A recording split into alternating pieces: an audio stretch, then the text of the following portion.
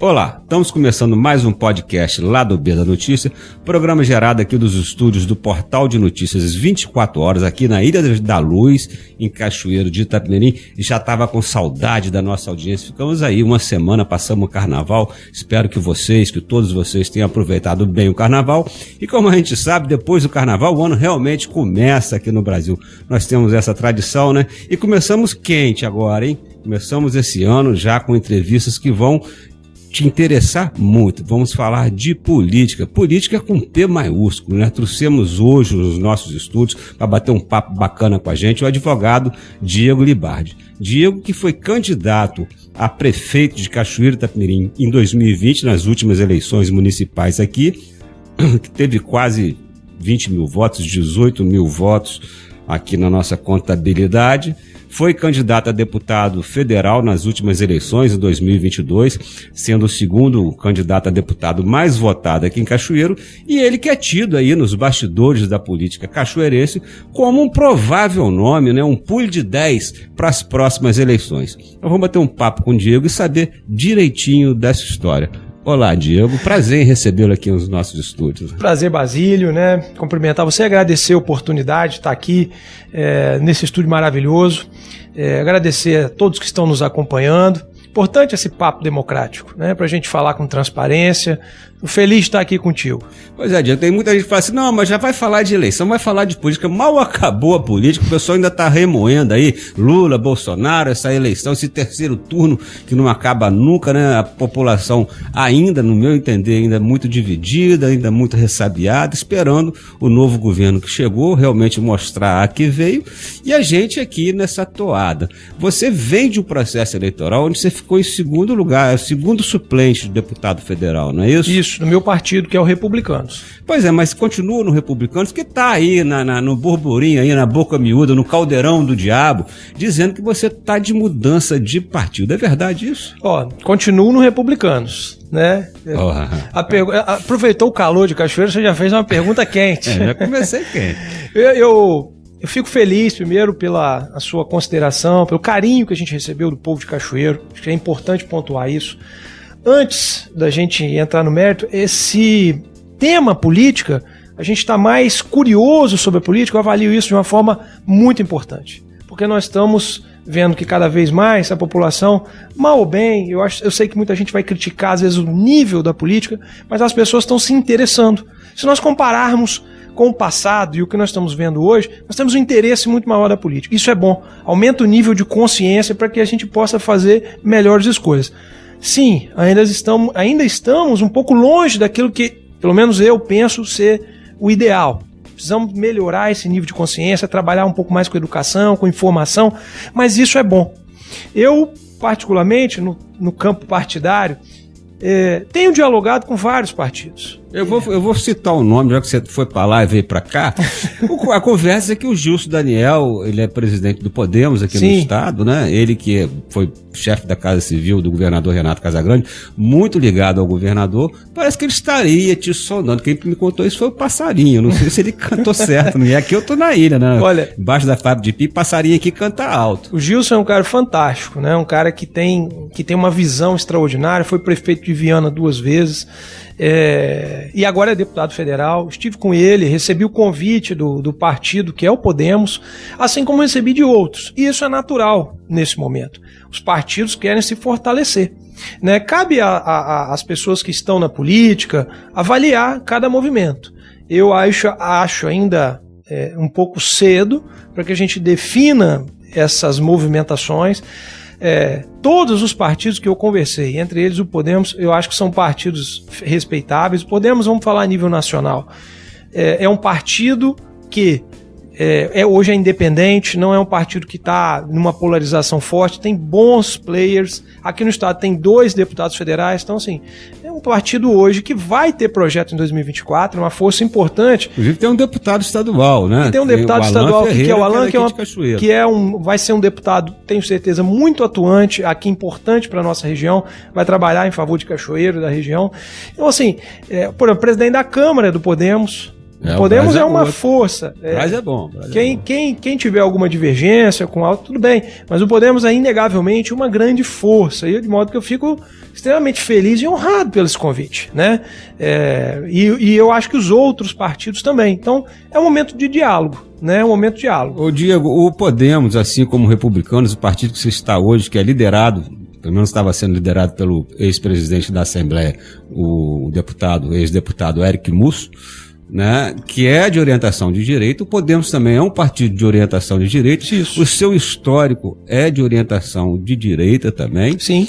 Mas essa direita que polarizou as pessoas, assim como você, por exemplo, fez uma campanha para deputado federal mais de centro, né? Sim. Pelo menos o meu entendimento foi esse, mais de centro. E não rolou, a população era louca. Você acha que isso vai se repetir? A tendência é se repetir isso aí?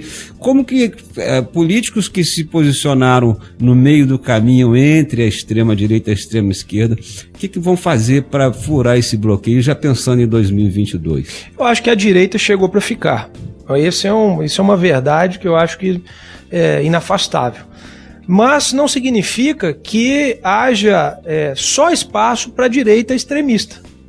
O que eu identifico que aconteceu nas eleições, e aí eu concordo com você, é que houve um aumento da temperatura dos dois lados.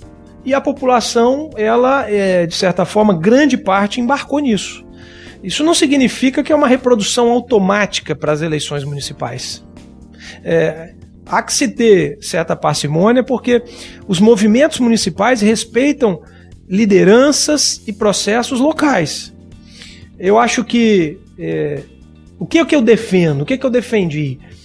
Eu, por exemplo, tive um papel, defendi a família, defendi os costumes, liberdade econômica, liberdade de expressão, foram todas as pautas que estiveram comigo, mas com equilíbrio, com independência, com sensatez, né? Porque eu acho que você dá um tom um pouco mais gritante em alguma coisa para ganhar clique ou fazer, você pode até conseguir voto, mas uma hora ou outra isso vai se voltar contra você, porque é uma certa armadilha, que muitas vezes uma hipocrisia, que se tem uma cena para se ganhar um holofote em determinada coisa, mas na prática ela não produz resultado nenhum. E uma hora o eleitor vê isso. Eu não vou cair nessa armadilha. Eu vou sempre criar um caminho onde eu esteja, sendo na política ou não, com equilíbrio, com sensatez, procurando construir algo útil para a vida das pessoas. Então, eu acho que esse é o caminho. Então eu vou fazer uma pergunta que vai te incomodar, né? Eu fiz uma mais leve agora para deixar aqui. A gente está falando de troca de lideranças, troca de partido. Você, na última eleição para prefeito em Cachoeiro, você teve o apoio do deputado Teodorico Ferraço, que andou com você aqui. Muitos até apontavam você como sucessor de Ferraço aqui em Cachoeiro. Essa aliança parece que se esvaiu, né? Houve algum ruído. O que aconteceu, na verdade? E você aceitaria conversar com o Ferraço novamente hoje? Como que está isso, Diego? Vou começar de trás para frente. Claro que eu converso. Ele é uma pessoa fantástica. Eu tenho o maior carinho por ele. Eu, pessoalmente, nunca tive um problema com ele. Quando eu fui candidato a prefeito, eu tive o prazer e a honra de ter o apoio dele. Que foi um cara que fez uma história na cidade. É inegável. Tem gente que gosta, tem gente que não gosta. Mas as obras que ele fez, a condução que ele teve, deixou muito fruto para Cachoeiro de Itapemirim. Ele é uma liderança, talvez a maior liderança que nós produzimos aqui localmente. De modo que, nessas eleições, nós tivemos um diálogo, ele foi candidato e apoiou a esposa dele. E eu me posicionei e falei assim, olha, eu pretendo ser candidato. Se eu não fosse candidato, perfeitamente poderia ter um entendimento com ele ou com A ou B, mas eu fui candidato, então eu decidi me apoiar e ele decidiu apoiar a esposa dele, e ponto final. Eu fui candidato aqui com independência, eu tive apoio dele, tive apoio de outras lideranças, e eu acho que a vida é isso, sabe? Não é porque eu não tive o apoio agora, ou não participei do mesmo partido do dele, que há, da minha parte, nenhum problema. Eu não, graças a Deus, tenho o maior carinho e respeito por ele, admiro, e mesmo que eu tenha hoje, talvez, uma condição independente, e se no futuro não tivermos juntos, vou continuar a respeitá-lo. Na última eleição para governador, eu vou falar de eleição para governador, já que a gente falou de Gilson Daniel, né, que é muito ligado, que te fez o convite, é muito ligado ao governador Renato Casagrande, que por sua vez é muito ligado ao prefeito, logicamente, o prefeito de Cachoeiro, Vitor Coelho, são do mesmo partido, né, da mesma agremiação partidária, e essa eleição em 2024 certamente vai passar por aí, né? Sim. Se vai ser decisiva por aí, eu não sei, mas que vai passar, vai. Claro, é natural. E aí o governador chamou o Carlos Castiglione, do PT, para compor o seu governo. Isso acendeu a chama petista em Cachoeiro, que já vê no Carlos Castiglione um futuro candidato da esquerda, né, efetivamente da esquerda em Cachoeiro, até porque o prefeito Vitor Coelho, na minha opinião, ele, apesar de estar no PSB, ele não tem um perfil de esquerda. Pelo que eu conheço, pelo que eu já conversei com ele, a minha opinião é que ele está mais à direita, inclusive ele apoiou o Bolsonaro nas últimas eleições. A esposa dele fez um apoio até declarado e tudo. Pois é. Você conversaria com o Vitor? Vamos fazer pergunta difícil. Você falou que com o Ferraz conversaria. Claro, olha só, eu acho que quem não tem medo da verdade não tem nada a esconder. Eu sou um cara simples e é bem transparente, eu acho. Se você tem divergência em determinado momento numa eleição, por exemplo, eu fui candidato contra ele. Acabou as eleições, eu me considero independente. Por exemplo, em determinados momentos, eu critiquei IPTU, critiquei a ausência de concessão de aumento salarial para magistério, porque entendi que isso era necessário. Por exemplo, nesse momento, acabaram as eleições. Até porque ele não é candidato. Acabaram as eleições. O que eu acho que uma pessoa sensata deve fazer? Fazer tudo que é possível de melhor para a sua cidade. Se ele é o prefeito, né, não é porque eu fui candidato contra que não haja um espaço para que talvez até eu possa ajudar. Por exemplo, hoje eu tenho um bom diálogo com o meu partido, que é o Republicanos, para que nós possamos trazer emendas para Cachoeiro. Não tem nenhuma dificuldade de conversar com o prefeito.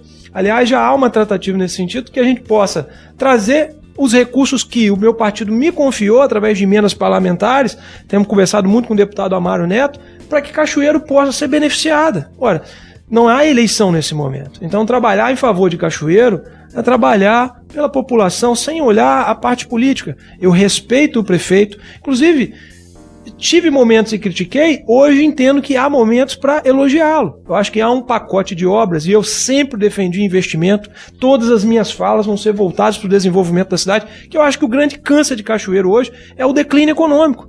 Isso não é uma culpa do Vitor, nem do Castiglione, isso é uma conjuntura ao longo de vários anos e que trouxe um ambiente ruim neste momento para Cachoeiro, que precisa ser recuperado. Então, aquilo que for de desenvolvimento, eu vou bater palmas. Acho que o bairro Gilson Carone houve uma boa intervenção de infraestrutura no bairro. Estamos vendo agora uma boa intervenção de infraestrutura na cidade e acho que eu tenho total liberdade até para elogiar com o nível de consciência, porque no momento que eu tive que criticar, eu critiquei. E eu acho que tem que acabar com essa hipocrisia de você ser liderança ou político de ocasião. Ah, não, eu vou ter projeto contra ele, vou ficar só marretando, porque isso não produz efeito.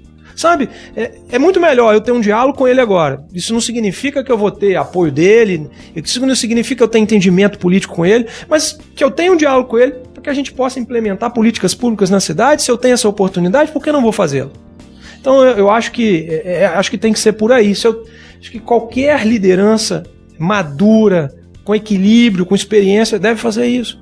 Sempre pensar, em primeiro lugar, nas pessoas. Eu critiquei muito esses projetos extremistas porque eu via que o interesse não era o interesse público. O interesse era ter clique, era ter voto, mas não tinha resultado, sabe? Tanto da extrema-direita quanto da extrema-esquerda. E eu acho que esse é um momento de quem puder ajude a cidade. Se houver momento de crítica, vai ser criticado também. Não é, eu sou independente, eu não tenho rabo preso com ninguém, não tenho vínculo, não tenho nada. Qualquer lugar que eu estiver, esse vai ser o meu posicionamento. Seja em qualquer partido, como hoje eu tenho o meu e eu tenho total liberdade. Sabe, meu partido me dá autoridade, meu partido me dá liberdade, está me dando apoio.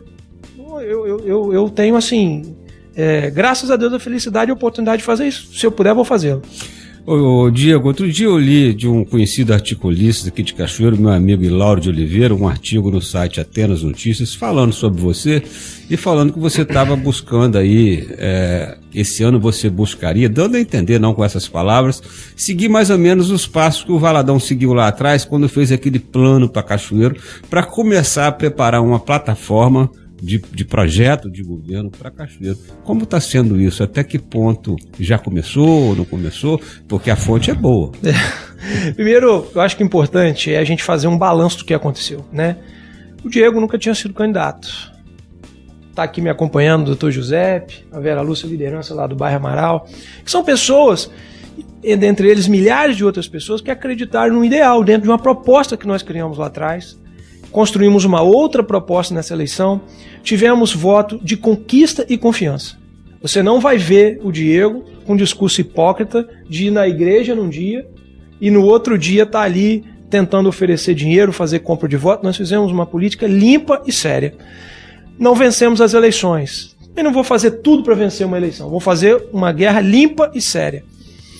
Nós ficamos em segundo lugar para prefeito, como você disse bem aí, às 18 mil votos, que em segundo lugar na cidade para deputado federal, que foi um feito enorme para uma pessoa simples, que vem de uma família humilde, que não é de família tradicional política, que fez política praticamente com esse grupo independente que acreditou. Ou seja, não houve governo por trás, não houve liderança política, não houve recurso, não houve nada.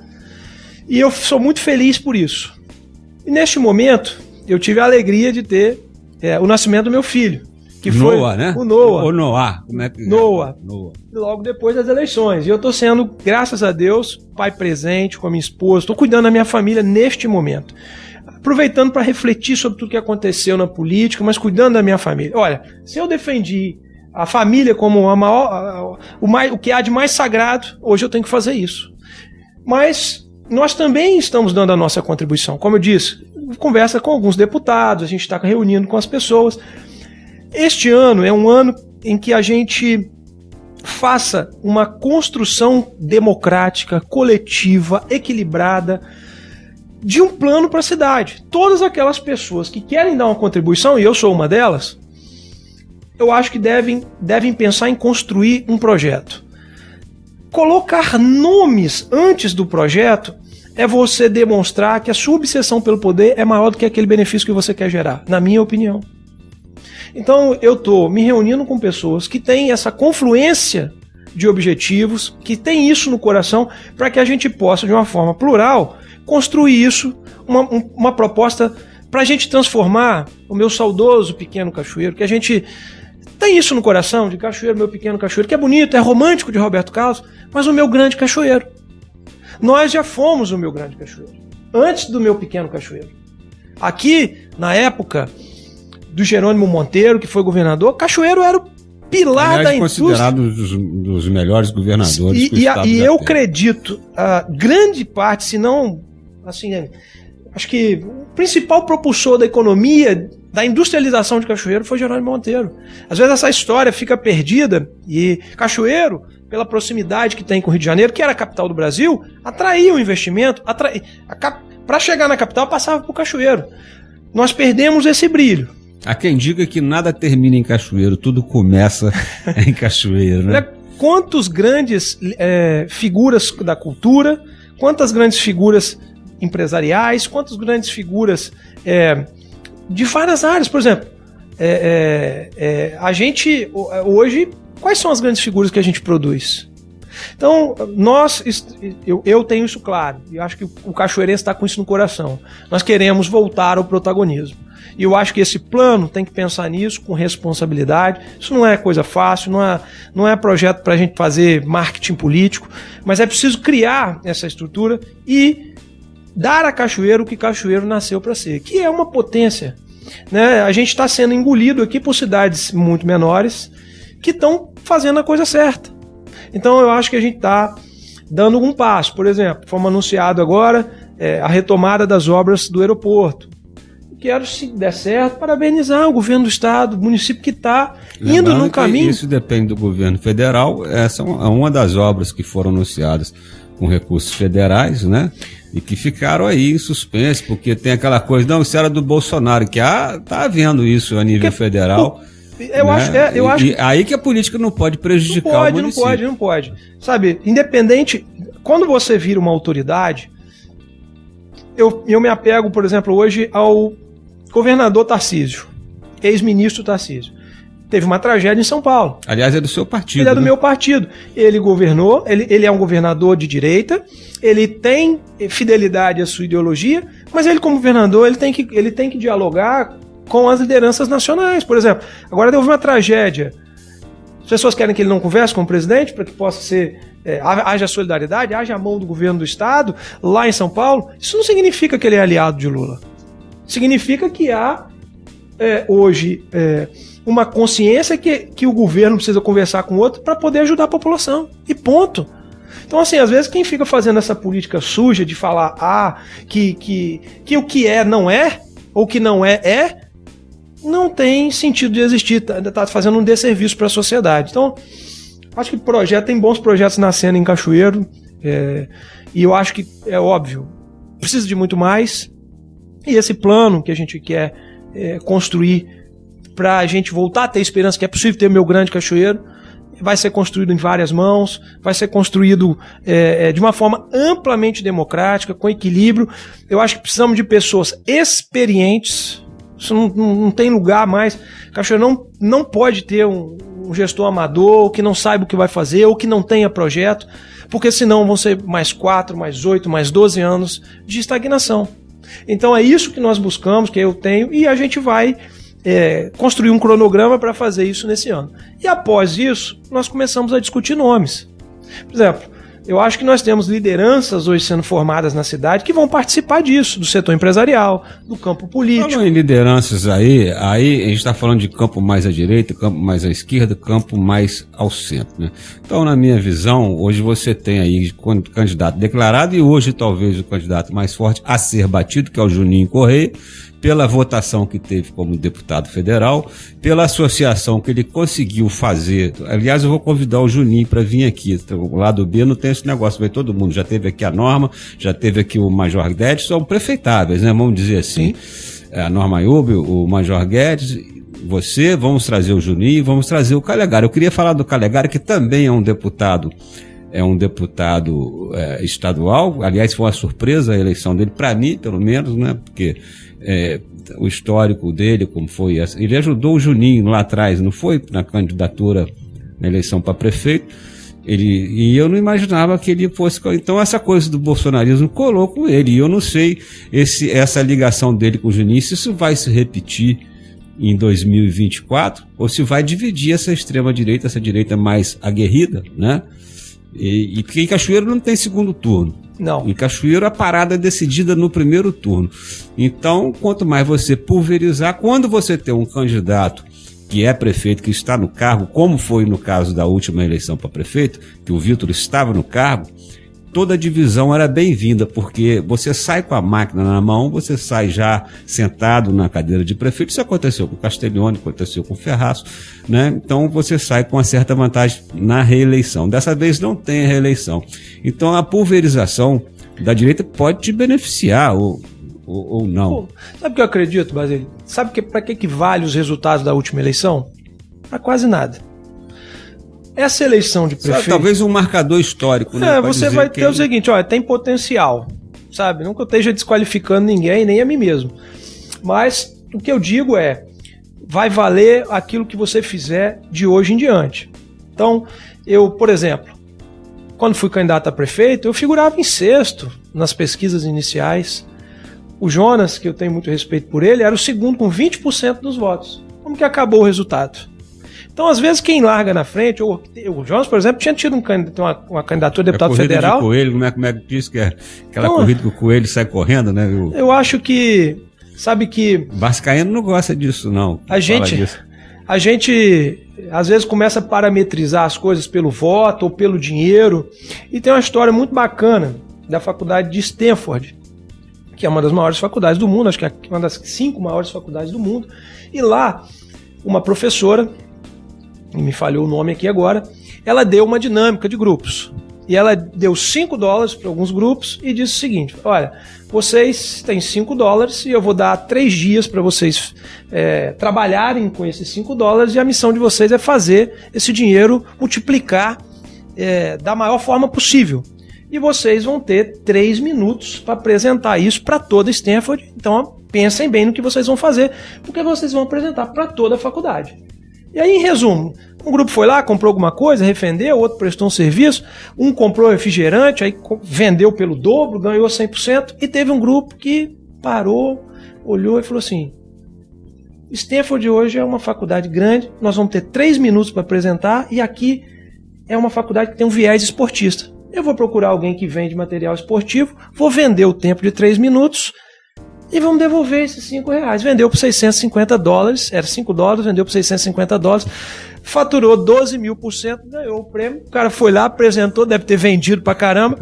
Isso é uma prova seguinte, que a gente não deve colocar parâmetros, mas trabalhar com a inteligência, porque para a inteligência não tem limite. É isso que esse plano que a gente quer criar, é trazer inteligência para que a gente possa trazer os resultados para Cachoeiro. E não ficar limitado àquilo que nós hoje já temos aqui. Porque esses fatores limitantes, eles servem para nos tornar, de certa forma, medíocres. E é isso que é tudo que nós não precisamos. Então quem disputou essa eleição, marcou um território, o jogo tá zerado. E eu acho, assim, na minha avaliação, que é momento de diálogo, construção, ver quem converge com quem, mas eu só farei isso, na minha visão, através de um projeto, porque eu não consigo defender nomes. Assim, olha, você quer ser candidato por quê? Porque você tem vaidade de poder? Ou você tem um plano, você quer ajudar a cidade, você tem um objetivo. Mas o político, ele tem essa veia mesmo, quando ele quer ser candidato, né? O cara que é igual ser jornalista, né? Depois que você tomou a primeira dose, você não consegue mais sair, né? E o político, ele tem essa, ele sempre busca a candidatura. Eu procuro ter uma independência, eu sou advogado, tenho meu escritório, tenho a minha vida, para fazer aquilo que eu acho que é melhor. E eu me sinto muito bem atuando dessa forma, construindo um projeto despersonificado neste momento. Vamos construir as ideias e depois nós apresentamos as ideias. Andar em cada comunidade, ouvir as pessoas.